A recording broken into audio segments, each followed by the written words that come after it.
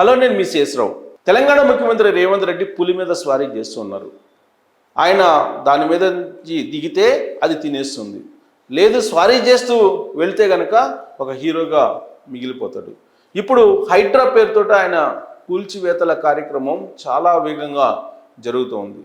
అయితే వాటన్నిటిలో కల్లా ఎన్కన్వెన్షన్ అనేది ఒక ప్రత్యేకమైనటువంటి ఆక్రమణ.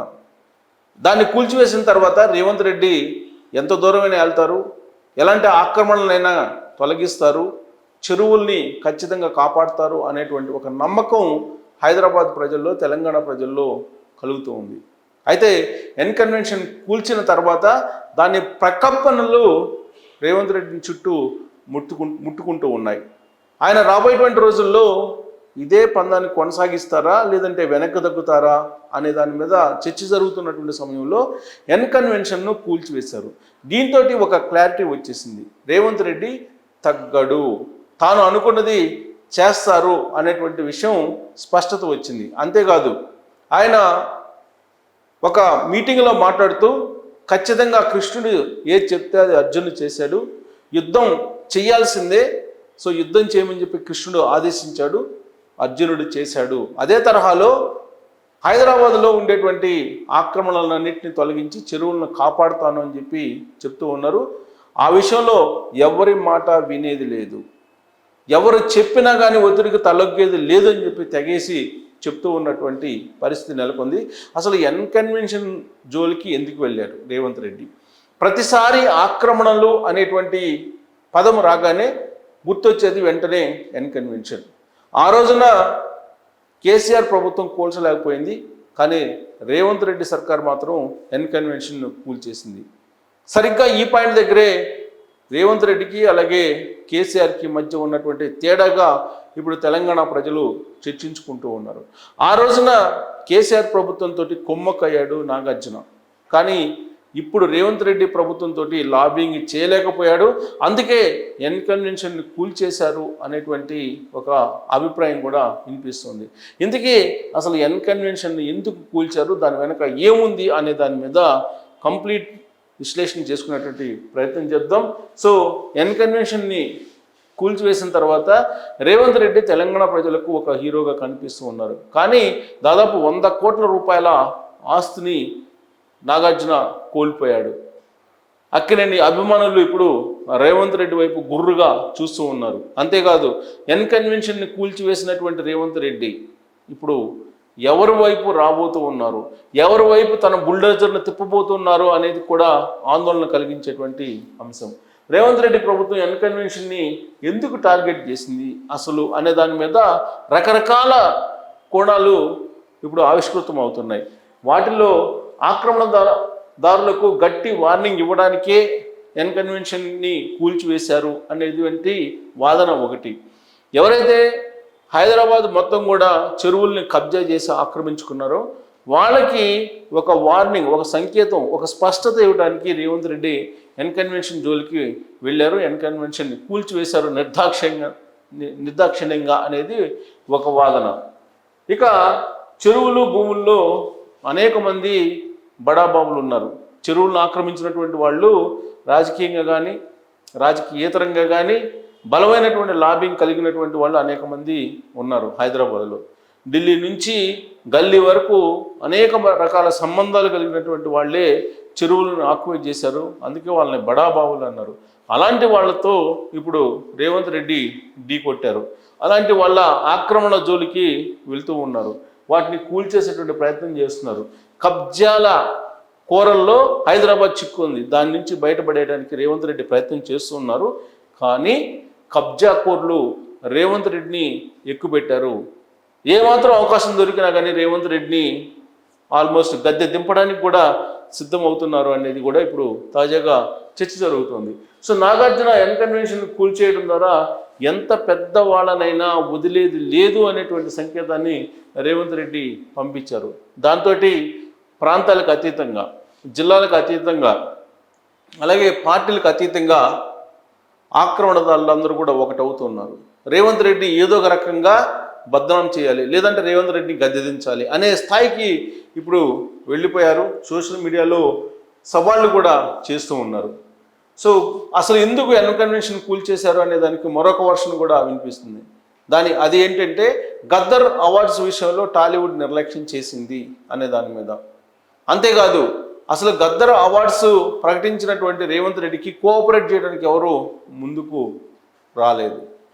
దాంతోపాటు అవేర్నెస్ ప్రోగ్రామ్స్ కల్పించడానికి ముందుకు రావాలి అని అంటూ ఆయన పిలుపునిచ్చినటువంటి క్రమంలో ఒక చిరంజీవి మినహా మిగిలినటువంటి వాళ్ళు పెద్దగా ముందుకు రానటువంటి సిచ్యువేషన్ కనపడింది. బహుశా అందుకే రేవంత్ రెడ్డి టాలీవుడ్లో ఉన్నటువంటి బిగ్ హీరోలు, పాపులర్ హీరోలు ఎవరైతే ఉన్నారో వాళ్ళు చేసినటువంటి ఆక్రమణలు, వాళ్ళు చేసినటువంటి కబ్జాల జోలికి వెళ్తూ ఉన్నారు అనేది ఇంకొక వర్షన్ కూడా వినిపిస్తుంది రేవంత్ రెడ్డి మీద.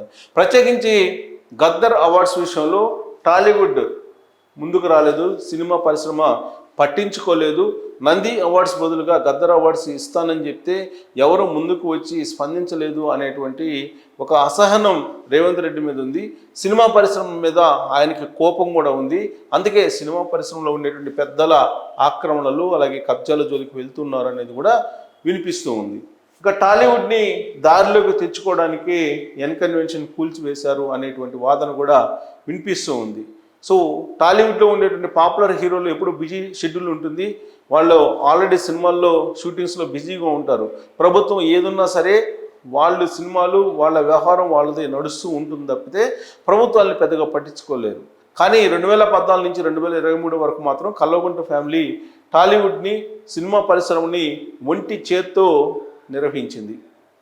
సో టాలీవుడ్లో ఉండేటువంటి బడా హీరోలు కానీ బడా నిర్మాతలు కానీ కల్వకుంట్ల ఫ్యామిలీ కన్సర్న్లలో నడిచారు అనేది రేవంత్ రెడ్డి లేదా కాంగ్రెస్ పార్టీ యొక్క అభిప్రాయం. అందుకే టాలీవుడ్ని దారిలోకి తెచ్చుకోవాలి అనేటువంటి ఉద్దేశంతో రేవంత్ రెడ్డి ఎన్ కన్వెన్షన్ని టార్గెట్ చేశారు అనేది ఒక వాదనగా కూడా ఉంది.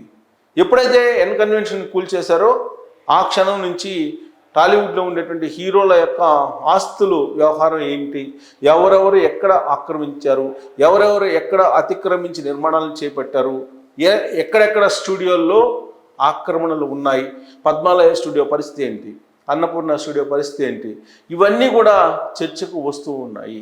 ఇప్పుడు టాలీవుడ్లో ఉండేటువంటి హీరోలు, నిర్మాతలు అలాగే డైరెక్టర్లు కొంతమంది ఆందోళన చెందుతున్నారు. ఎవరైతే ఆక్రమణలకు పాల్పడ్డారో, ఎవరైతే కబ్జాలకు పాల్పడ్డారో, ఎవరైతే ప్లానింగ్ని అతిక్రమించి నిర్మాణాలు చేపట్టారో వాళ్ళల్లో అయితే ఖచ్చితంగా ఆందోళన ఉంది అని చెప్పి చెప్పవచ్చు. ఇలాంటి పరిస్థితి రావాలి అని చెప్పి రేవంత్ రెడ్డి కాంగ్రెస్ పార్టీ కోరుకుంది. అందుకే ఇప్పుడు టాలీవుడ్ని దారిలోకి తెచ్చుకునేదానికే ఇలాంటి హడావుడి చేస్తుంది కాంగ్రెస్ పార్టీ ప్రభుత్వం అనేది మరొక వాదనగా కూడా ఉంది. సో కబ్జాలపైన గతంలో కేసీఆర్ హడావుడి చేసింది అందరికీ తెలుసు. 2014లో ఆయన అధికారంలోకి వచ్చిన తర్వాత అయ్యప్ప సొసైటీ దగ్గర నుంచి ఆక్రమణల తొలగింపును ప్రారంభించారు. ఆ తర్వాత రియల్ ఎస్టేట్లు వాళ్ళు అలాగే బిల్డర్లు లైజనింగ్ చేసుకున్నారు. లైజనింగ్కి కిక్ బ్యాక్స్ వెళ్ళిపోయాయి. దాంతో ఆక్రమణలు ఆగిపోయి ఆక్రమణల తొలగింపు అర్ధాంతరంగా ఆగిపోయింది. ఎక్కడ కూడా ఆక్రమణలు తొలగించడానికి కల్వకుంట్ల ఫ్యామిలీ ఆధీనంలో ఉన్న ప్రభుత్వం ముందుకు రాలేకపోయింది. 10 సంవత్సరాల పాటు యథేచ్ఛగా కబ్జాలు కొనసాగాయి, ఆక్రమణలు కొనసాగాయి, అలాగే నిర్మాణాలు కూడా కొనసాగాయి. సో కల్వకుంట్ల ఫ్యామిలీ కబ్జా కోరలు ఎవరైతే ఉన్నారో వాళ్ళతోటి చేతులు కలిపారు. సో హడావుడి చేసి కామ్ అయిపోయారు. ఆక్రమణ తొలగింపు విషయంలో కూల్చివేతల వరకు టీఆర్ఎస్ సర్కార్ ఎప్పుడు కూడా వెళ్ళినటువంటి దాఖలాలు లేవు.